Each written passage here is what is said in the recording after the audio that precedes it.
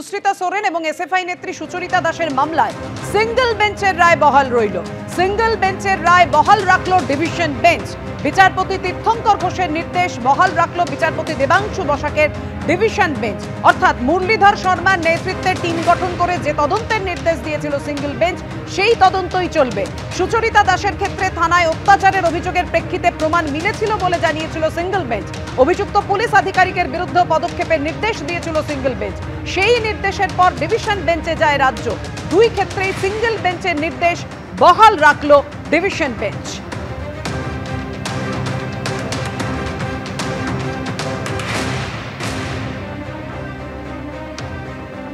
তেসরা মার্চ কিভাবে ছাত্রদেরকে বিদ্যাসাগর ইউনিভার্সিটির চত্বর থেকে, সেখানে গেটের সামনে থেকে যে টেনে হিচড়ে পুলিশ সেখানে অত্যাচার করে, মানে অত্যাচার অবস্থাতে এইভাবেই তাদেরকে তুলে নিয়ে যাওয়া হয়েছিল এবং থানার মধ্যে নিয়ে গিয়ে কিভাবে সেখানে নৃশংস অত্যাচার করেছে, এই অভিযোগটা যে আমরা করেছিলাম, এটা যে সত্য, এটা যে মিথ্যে নয়, সেটা কিন্তু ডিভিশন বেঞ্চেও আজকে প্রমাণিত হলো।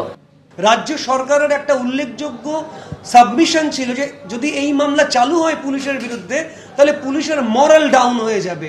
আমরা বলছিলাম আজকে পুলিশের মরাল ডাউন হওয়া নিয়ে আপনারা চিন্তিত, কিন্তু যে মেয়েগুলিকে, তারা স্কলার, তাদের তুলে নিয়ে নির্যাতন করা হলো, সারা রাত পেটানো হলো, সাধারণ মানুষ যখন এই খবরটা জানলো, তাদের মরাল ডাউন হয়ে যাবে না? আজকে কি উচিত নয় ওই পুলিশ অফিসারদের বিরুদ্ধে মামলা চালু হওয়া, মামলা রুজু হওয়া, এবং যেখানে সিসিটিভি নেই থানা, সেই ঘরে নিয়ে গিয়ে সারা রাত পেটানো হয়েছে? এটা সাধারণ মানুষের মধ্যে কিরকম প্লে করবে?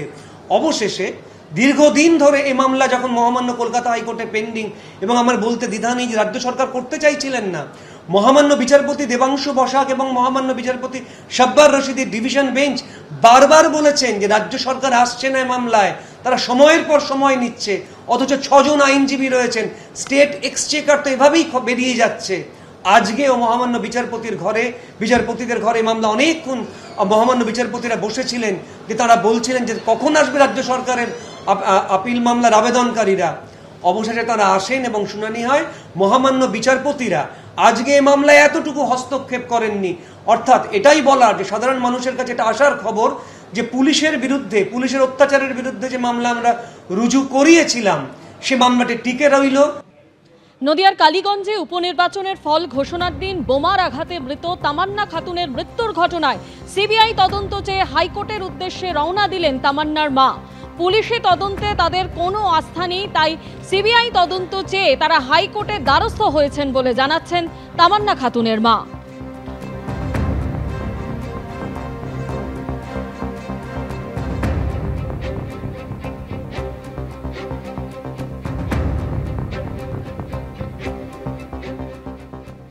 কলকাতা হাইকোর্টে যাব।